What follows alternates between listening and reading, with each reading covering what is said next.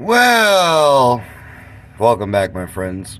Maybe you're not my friends. Nobody ever likes my videos anyway, so I really don't give a shit. But let me show you how I've installed the, oops. Damn, I need to really put my rack up. Better exercise at my age. How I installed the motor mount with the bracket on a previous video on how I showed you how to line them up on both sides. Yes, I did have to drop the subframe in my previous video. I said they came out easy because I didn't have to drop the subframe, which I figured I was gonna, and blah blah and blah blah and blah blah. And yeah, I didn't realize how bad the mounts were, and they sunk about 2 inches. Besides, the one on this side was destroyed. So I definitely had to lift the motor up. Now, you see how that bolt right there is hand tight? Can I get to it? Can I hold the light? I can move that with my fingers. You see that? Now I know, and it's all 4 of the mounts, bolts, that are to the subframe, I can move with my fingers. So I know those motor mounts are lined up right. And yes, I didn't even tighten up the brackets yet, because I'm going to tighten up the mounts first. And I already tightened up the subframe, and this car is kind of twisted, so I was afraid to take more of the subframe bolts out. And then I saw that. So somebody's definitely been here trying to do something, because they stripped the shit out of the exhaust bolt. Which is fine, because I talked to this guy, and I think I'm going to put some headers on this thing, because that, I don't know what kind of stupid header design that is. That looks like a big fart toilet dump exhaust. If there's 4 tubes in that thing, I doubt it, because it looks like one piece of cast. Actually, it's stainless, but yeah, this thing needs some real shorty headers. And then goes to the exhaust shop. But anyways, let me get back to the point. As you can see, and you can see that one's loose, they're all loose, and the subframe's tight. Now, let me show you the real key.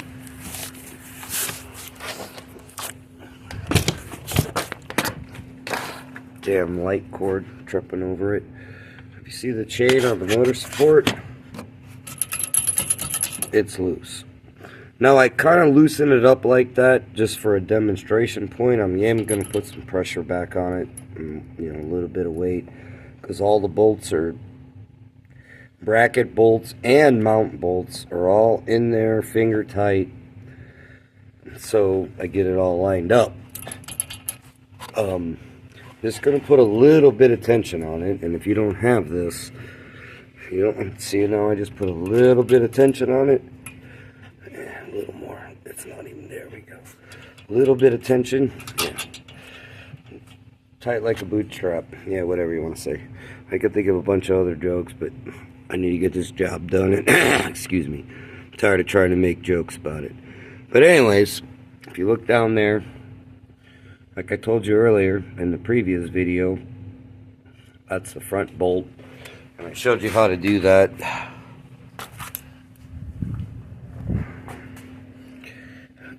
And down there, right there, if the camera will focus, is the other front bolt.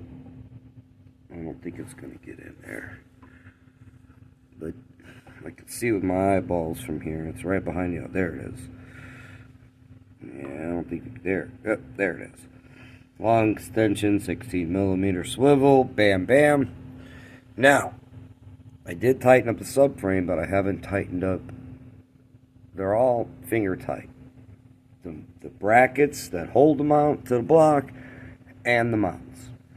So, I'm going to tighten up the brackets first before I tighten up the mounts, because, you know, the bracket, that big thing right there that holds the mount that I showed you in the previous video, actually is, you know, bolted to the block. So you want that thing tight first, And then I'll drop all the weight back off of it, and then I'm going to tighten up the motor mount bolts. Just a little tip, and you're going to have to drop the subframe to wiggle those babies back in. If you want me to show you a video and a GoPro strapped to my forehead on how to wiggle it in, yeah, I got a camera for you, and I'll tell you where to put it on the tip of. But, if you can't figure that out, I mean, I made this as so simple as I possibly can for all you DIY guys, and everybody says blah, blah, blah. Listen, a job like this, if you don't know what you're doing, don't touch it. You might get hurt, lose a finger, or you're going to have the same problem and leave. I don't know what I did with the mounts. I threw them over there in the scrap pile with the other crap. And leave something loose, and it won't be lined up right. But anyways, like always, if you like it, you don't. Scribes are, yeah, and I get more scribes than likes for some reason. Don't understand. I think I have a comment for that, but I'll be nice. Anyways, have a good night, and stay tuned for more episodes of stupid, ridiculous automotive drama. Have a good night, my friends.